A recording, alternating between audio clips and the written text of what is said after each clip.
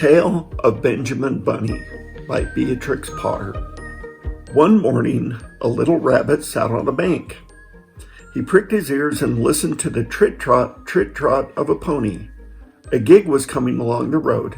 It was driven by Mr. McGregor, and beside him sat Mrs. McGregor in her best bonnet. As soon as they had passed, little Benjamin Bunny slid down into the road and set off with a hop, skip, and a jump to call upon his relations who lived in the wood at the back of Mr. McGregor's garden. That wood was full of rabbit holes, and in the nearest, sandiest hole of all lived Benjamin's aunt and his cousins, Flopsy, Mopsy, Cottontail, and Peter. Old Mrs. Rabbit was a widow. She earned her living by knitting rabbit wool mittens and muffatees. I once bought a pair at a bazaar. She also sold herbs and rosemary tea and rabbit tobacco, which is what we call lavender. Little Benjamin did not very much want to see his aunt. He came round the back of the fir tree and nearly toppled upon the top of his cousin Peter. Peter was sitting by himself. He looked poorly and was dressed in a red cotton pocket handkerchief. "Peter," said little Benjamin in a whisper, "who's got your clothes?" Peter replied, "The scarecrow in Mr. McGregor's garden," and described how he had been chased about the garden and dropped his shoes and coat. Little Benjamin sat down beside his cousin and assured him that Mr. McGregor had gone out in a gig, and Mrs. McGregor also, and certainly for the day because she was wearing her best bonnet. Peter said he hoped that it would rain. At this point, old Mrs. Rabbit's voice was heard inside the rabbit hole calling, "Cottontail, Cottontail, fetch me some more chamomile." Peter said he thought he might feel better if he went for a walk. They went away hand in hand and got up on the flat top of the wall at the bottom of the wood. From here they looked down into Mr. McGregor's garden. Peter's coat and shoes were plainly to be seen upon the scarecrow, topped with an old tam-o'-shanter of Mr. McGregor's. Little Benjamin said, "It spoils people's clothes to squeeze under the gate. The proper way to get down in is to climb down a pear tree." Peter fell down head first, but it was of no consequence as the bed below was newly raked and quite soft. It had been sown with lettuce. They left a great many odd little footmarks all over the bed, especially little Benjamin, who was wearing clogs. Little Benjamin said that the first thing to be done was get Peter back his clothes, in order that they might use the pocket handkerchief. They took him off the scarecrow. There had been rain during the night. There was water in the shoes, and the coat was somewhat shrunk. Benjamin tried on the tam-o'-shanter, but it was too big for him.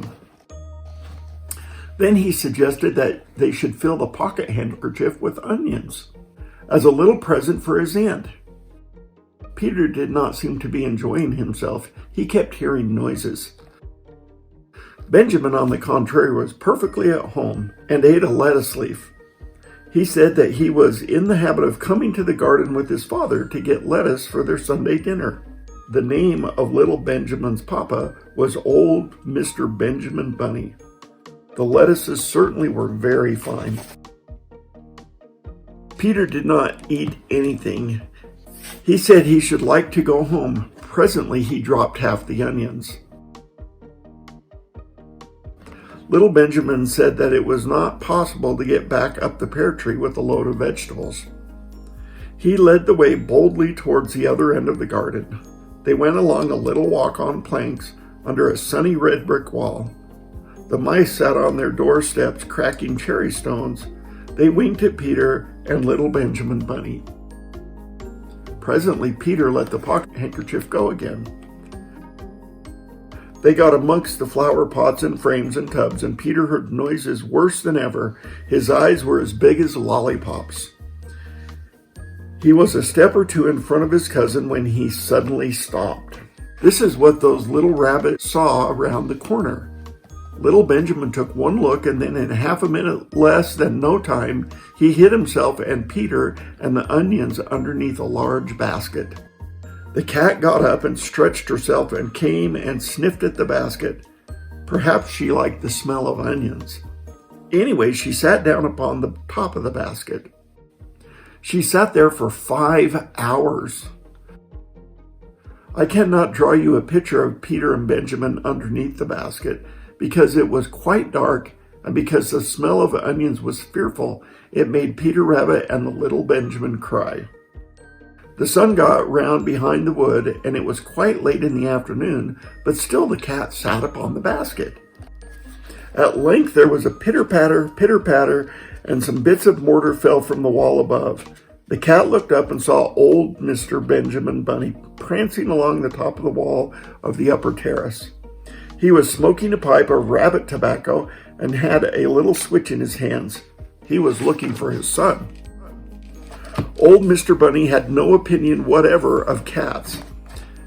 He took a tremendous jump off the top of the wall, on the top of the cat, and cuffed it off the basket and kicked it into the greenhouse, scratching off a handful of fur. The cat was too much surprised to scratch back. When old Mr. Bunny had driven the cat into the greenhouse, he locked the door. Then he came back to the basket and took out his son by the ears and whipped him with a little switch. Then he took out his nephew Peter. Then he took out the handkerchief of onions and marched out of the garden. When Mr. McGregor returned about half an hour later, he observed several things which perplexed him. It looked as though some person had been walking all over the garden in a pair of clogs, only the footmarks were too ridiculously little. Also, he could not understand how the cat could have managed to shut herself up inside the greenhouse, locking the door upon the outside. When Peter got home, his mother forgave him because she was so glad to see that he had found his shoes and coat. Cottontail and Peter folded up the pocket handkerchief, and old Mrs. Rabbit strung the onions and hung them up from the kitchen ceiling with bunches of herbs and rabbit tobacco. The end.